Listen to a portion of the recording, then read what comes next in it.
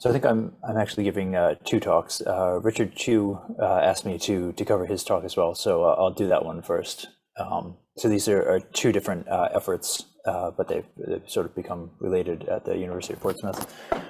So I'll start by talking about CommonSensing, which is using Earth observation to assist Fiji, Solomon Islands, and Vanuatu. So Richard is a professor of, I guess, risk reduction.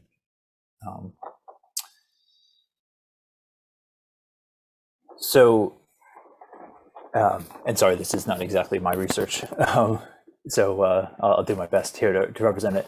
The idea is essentially to use satellite mapping to cover these gigantic archipelagos with a lot of a huge amount of coastline, very poorly mapped, very hard to do any kind of in-person mapping covering everything.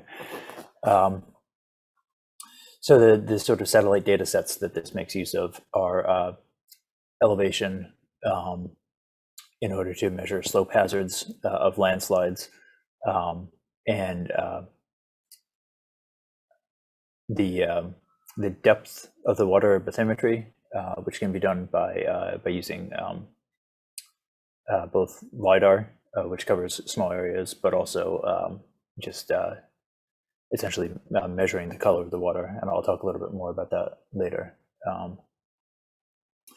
So obviously satellites like Sentinel-2 and DEMs like the shuttle mission are essential in order to be able to do this.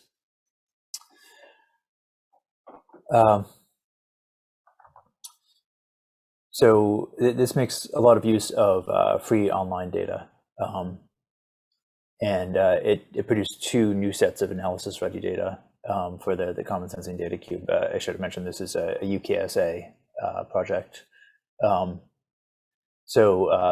The elevation and slope hazards highlight the areas prone to slope instability, waterlogging, flooding. And then the bathymetry is essentially in order to map the very shallow water up to about 30 meters depth, which can predict especially tsunami hazards and any kind of storm surge. This is just sort of pointing out one of the particular islands where the hazards are, and this is sort of a mapping of some of the bathymetry.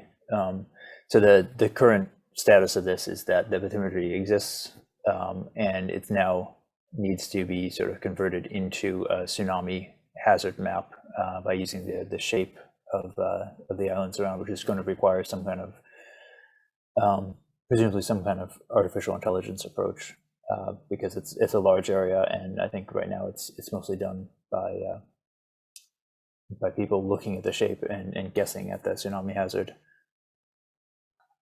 So the important thing was mentioned before, I think for the ALSIS talk, is that it's not just a matter of doing all this mapping. I mean, all this technology is great, but the other part of it, where satellite data also helps, is mapping where the people are and where the actual hazards are, what needs to be. If there's a landslide somewhere where no one lives, then it doesn't actually matter. So that plus OpenStreetMap and resources like that are sort of essential to actually converting this to hazard maps, which highlight the areas that the risk needs to be reduced. And just lastly, I think the most important part of the project, which was also mentioned before, is this idea of then going out and training people locally to understand this information.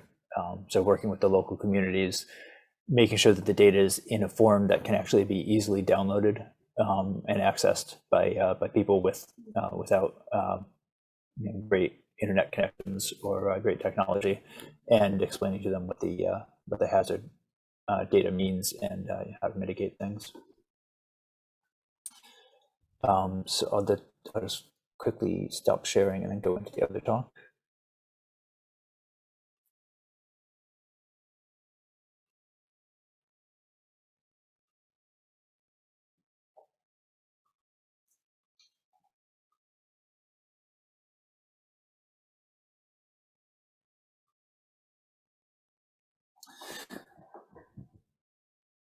Okay, so now I'm sort of representing my own institute here. So this Institute of Cosmology and Gravitation. Well, I'll start with a slide on, I guess, our sort of classic involvement in space. So we're at the University of Portsmouth. We do a lot of astronomy and cosmology, large surveys, and the future of that really is in space. I mean, there's already things like Hubble, but some of the missions that we're very closely involved in are Euclid, which will map huge areas of the sky to find dark matter and dark energy effects on galaxies and clusters. LISA is essentially just the project I work on, LIGO, scaled up from a handful of kilometers up to the millions that you can actually manage in space to find black holes throughout the history of the universe. And then a fun one, which is just getting off the ground, pardon the pun, is the Lunar Crater Radio Telescope. It's just in the planning stages from NASA, but we're involved with working on basically building a large radio telescope on the moon.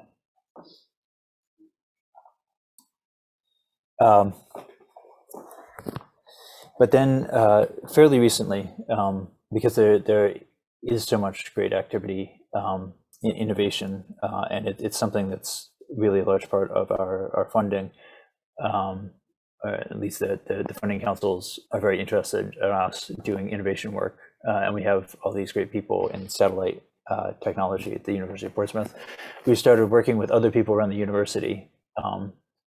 And so what I'm sort of going to convince you of in the next minute or two is why physicists are good for working with satellite data. So we're very used to doing multi-wavelength studies, just like any kind of Earth observation satellite. It's very natural for us. We work a lot with artificial intelligence and especially simulation of images. One half of this image is actually a real galaxy field. The other one is a simulation, which just is meant to look like it, and you can barely tell where the join is. We do a lot of methods like Monte Carlo for quantifying errors. So we're very keen on Bayesian techniques and probability measurements to quantify uncertainties. We're also very used to working on a sphere, because the sky is a sphere just like the Earth is a sphere. So I'll just show you two of the projects that we're working on now, and this is essentially a few people in physics working with people around the university who are experts in these. So one of them is a landslide model, which uses a digital elevation map, along with other things measured on the ground. And also we have the ambition of using things like SAR data to detect where landslides are in order to predict landslide hazards. And another one, which has become part of the CommonSensing project, is actually doing this bathymetry and scaling up to a truly global map, where we take sentinel images. You can see how contaminated with clouds they are, compositing them, sun glinting, removing the sun glint for a nice clean image, and then training a neural network model to predict the depth of the water. So this is something that's very, very natural for physicists to do, and it's allowed us to scale up. I'll quickly skip that one. Scale up to essentially the entire Fiji archipelago or any of these other archipelagos, and we're now automating this to try to work on the largest scales we possibly can. So I think I'll end it there.